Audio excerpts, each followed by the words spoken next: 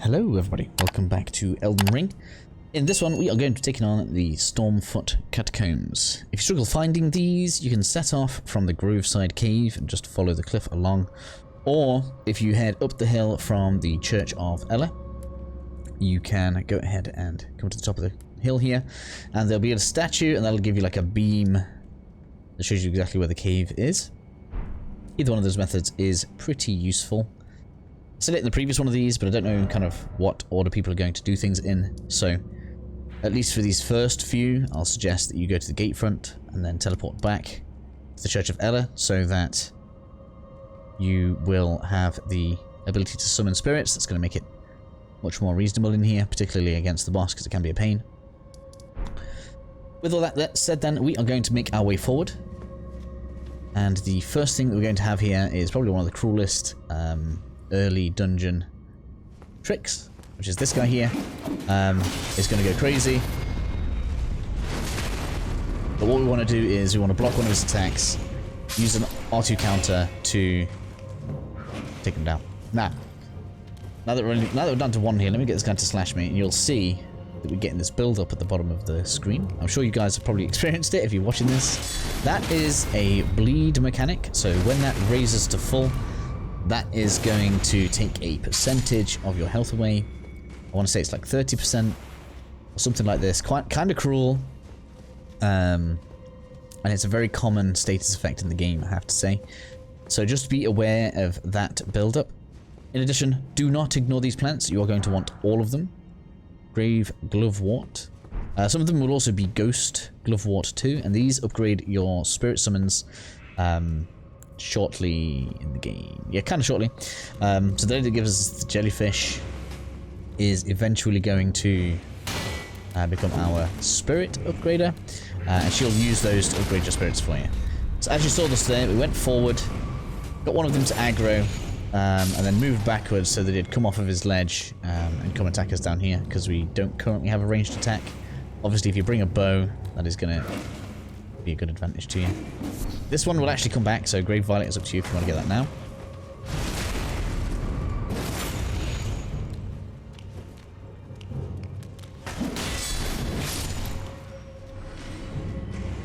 Some more Glovewort.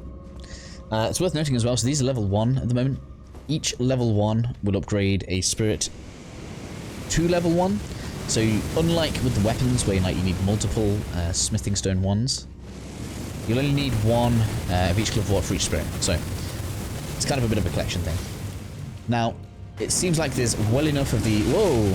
Where did you come from? It seems like there's well enough of the standard ones. But as it stands, I don't think there's enough to do all of the kind of high-grade special ones, which a little bit like boss weapons, if you guys have used any, will we'll use that. So this is the prattling plate hello. So if you ever want to say hello, or you've ever heard that in like a Dark Souls game, that's where that is.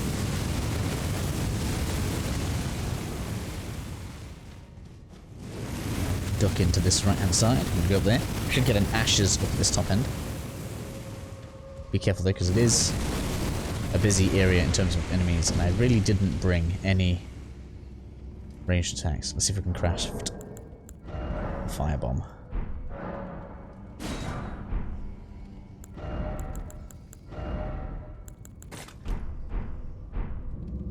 There we go. Not the prettiest way. It works. Just note that these aren't aggroing right now because they're waiting for us to grab this loot here. So there are... I think there's another one as well. Where is it?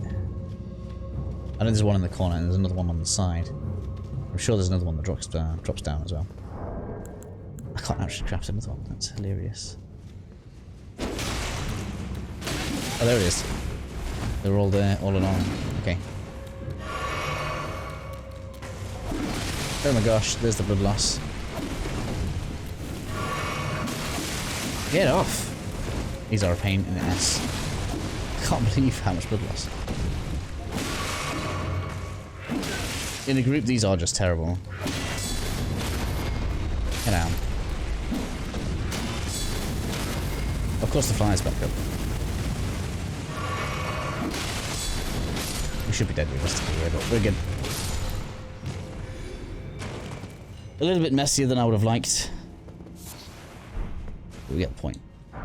And that is the Ghost Glove Watch. This actually upgrades a stronger tier of summon. Now we're going to go on up the ladder. If you're wondering why I have so many flasks and why they're so high level, once the early parts of the walkthrough are done, you guys will see the, let's call it the early game run, where you can seriously power up your consumables so that you don't have to struggle for things like flasks or keys or anything else realistically early on in the game. Could actually have one extra. I found another one that you can get early. But I decided not to do that for this just yet. We may do it later on though. Oh, do you mind, sir? Naughty, naughty.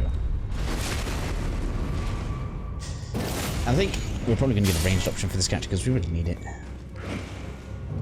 If this dungeon's proving anything, so the ranged option is advantageous.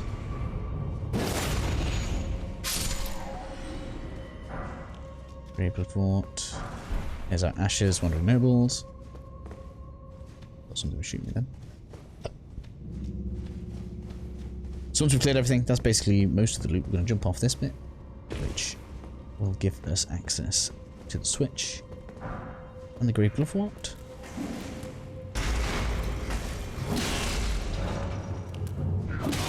Oh! It's not letting me do anything. There we go. That's a dangerous second there. Didn't want to let me do anything. So that is basically the dungeon cleared. We are going to reset at the point of grace because there's no enemies between there and here, and we will then take on the boss.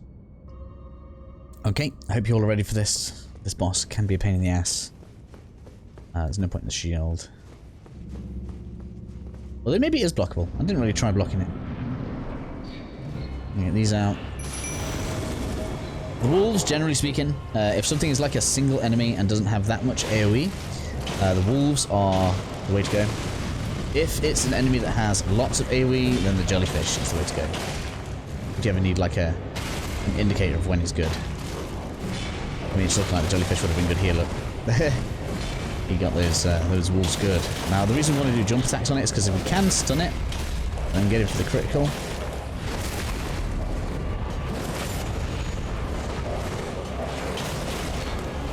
oh man, you hurt so much. Real pain in the ass. And that's the attack that I hate the most. And it spams it like a pain.